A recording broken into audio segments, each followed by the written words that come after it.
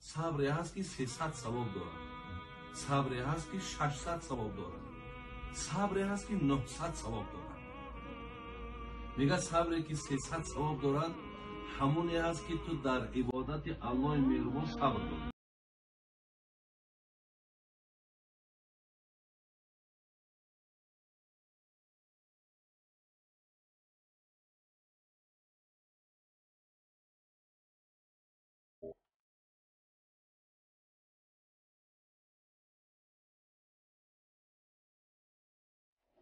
صبری هست که 300 ثواب دارد، صبری هست که 600 ثواب دارد، صبری هست که 900 ثواب دارد. میگه صبری که 300 ثواب دارد همونی هست که تو در عبادت الله مهربان صبر داری. همین عبادت هایی را که بر دوام اجرا کردی سای، ذکرهایی را که انجام دادی سای، با وقتش هر کدامش انجام میدی، همین هم صبری در عبادت هست. میگه این 300 ثواب دارد.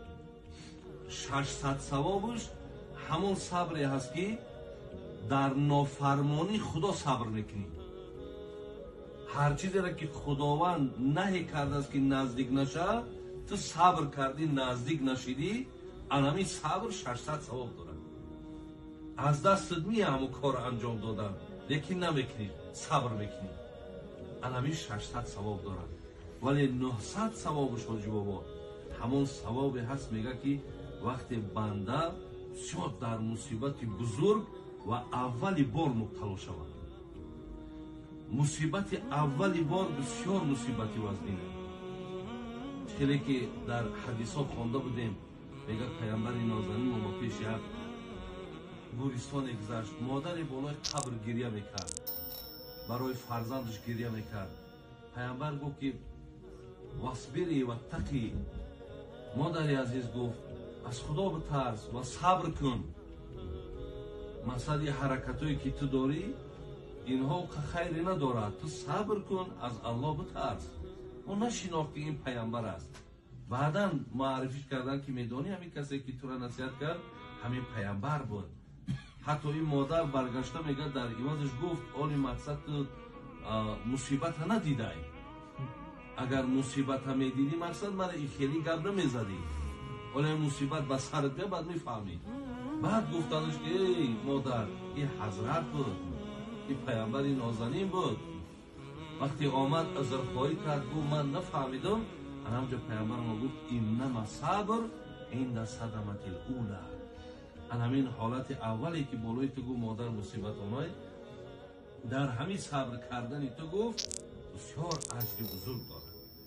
حاجی بابا این روزا میگذرم، ولی بالای ما و شما یک دروازه ثواب شده شدگی.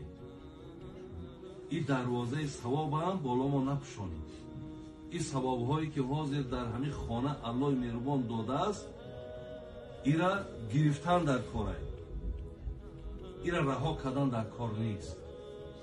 زیرا خدا رحمت کنه بابای مولا شریف که استادای ما بود، و حضرت میگفت که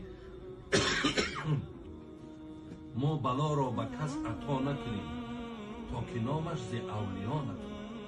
این بلا گوهر خزینه ماست، ما به هر کس گوهر عطا نکنیم. ولی اگر چند ما بسیار چیزی بدم که بشماریم، خوبم که نشماریم، لیکن عزیزای خدا میگن که یک گوهری است الله برای تو داد استش. برای همین صبر برادر عزیز در این حالت. ولی حدیث خوانده میگه عجبا لامر المؤمن ان امره له كله خیر وليس ذلك لاحد الا للمؤمن. پیامبر گفت همین حال مؤمن عجایب حال زیبایی. خدای مهربان چی یک مقصد بگیم نظری رحمتی بر مؤمن کردگی است، لیکن بغیر مؤمن دیگر هیچ کس این رحمت دادگی نیست. چه این اصابت و سرا شکر فکان خیر له. اگر یک الله مهربان یگان ترحم کنه، یگان کاری مونده کشایش بده، اگر شکرگزاری کنیم میگه خداوند در عوض شکرگزاری تر چی داد؟ اجر داد. و این اصابت و ضرا فصبر فکان خیر له. اگر به شرط بالا من از ضرر آورد صبر کردیم، اینجا پاداش میگیریم. با دادگیش هم شکر کنیم ثواب، ба мушкилот чам сабр кардем савоб. барои ҳамин ҳоҷи бобо дар ин лаҳзаҳои бисёр